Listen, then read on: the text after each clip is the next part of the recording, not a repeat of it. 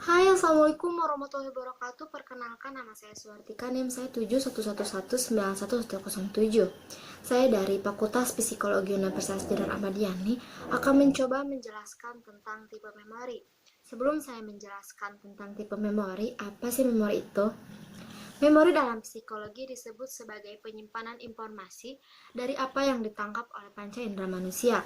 Hal ini berupa gambaran dari penglihatan, pendengaran, penciuman, dan apapun yang dirasakan akan dipersepsikan kemudian akan disimpan di dalam otak. Memori bersifat sementara ataupun permanen.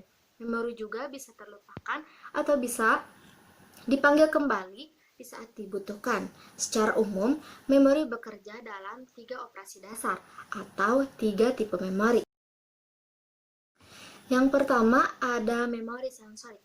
Memori sensorik adalah elemen memori jangka pendek, yaitu kemampuan untuk mempertahankan kesan informasi sensorik setelah rangsangan asli telah berakhir.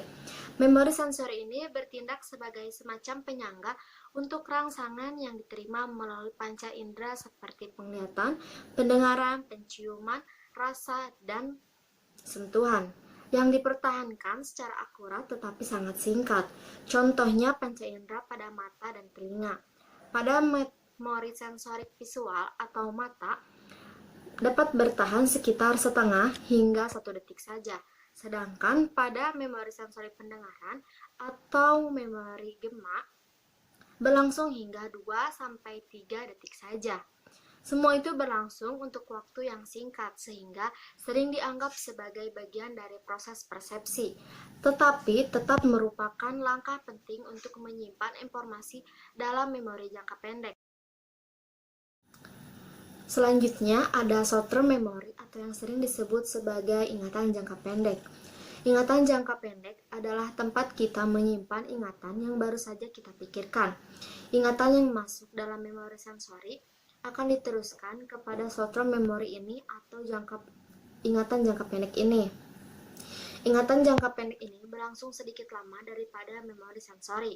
Selama kita menaruh perhatian kepada sesuatu, kita dapat mengingatnya dalam ingatan jangka pendek. Jumlah informasi yang bisa disimpan dalam memori jangka pendek ini sangat terbatas, yaitu 5 sampai 9 informasi saja yang dapat berada dalam memori jangka pendek.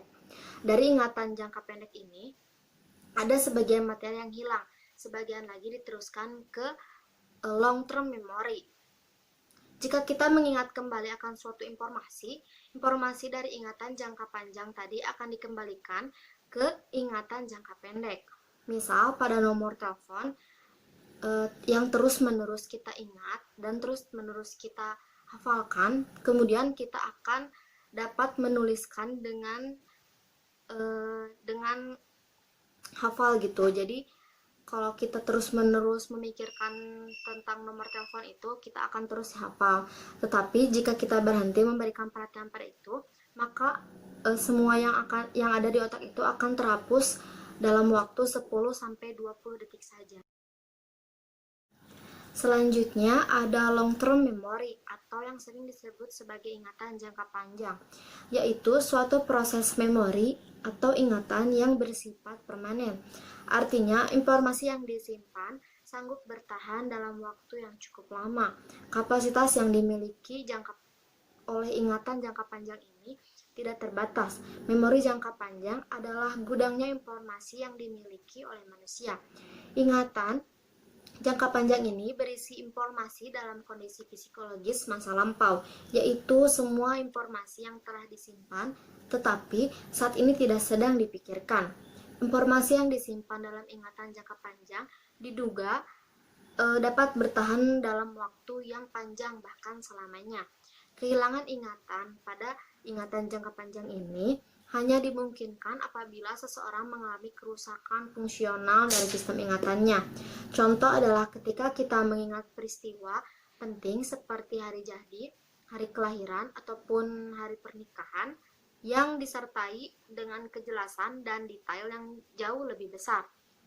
Hal ini disebabkan oleh seberapa sering kita mengakses memori itu, karena kenangan yang sering diakses akan menjadi jauh lebih kuat dan lebih mudah untuk diingat.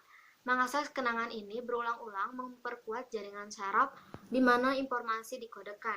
Di sisi lain, kenangan yang tidak sering diingat terkadang dapat melemahkan atau bahkan hilang atau digantikan oleh informasi yang baru. Long term memory ini juga dibagi menjadi dua, yaitu ada eksplisit dan implisit. Kenangan eksplisit yaitu termasuk semua kenangan yang ada dalam kesadaran manusia. Memori eksplisit pun dibagi menjadi dua, yaitu memori episodik, peristiwa tertentu, dan memori semantik, pengetahuan tentang dunia. Contohnya, ketika kita menyebutkan alamat rumah kita, tanpa kita berpikir kembali.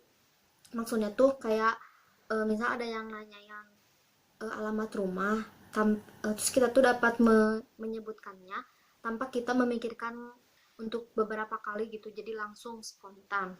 Terus yang kedua ada kenangan implisit, yaitu mencakup memori prosedural yang melibatkan kenangan gerakan tubuh dan bagaimana menggunakan objek dalam lingkungannya. Contohnya saat kita mengendarai mobil atau saat kita menggunakan laptop atau komputer.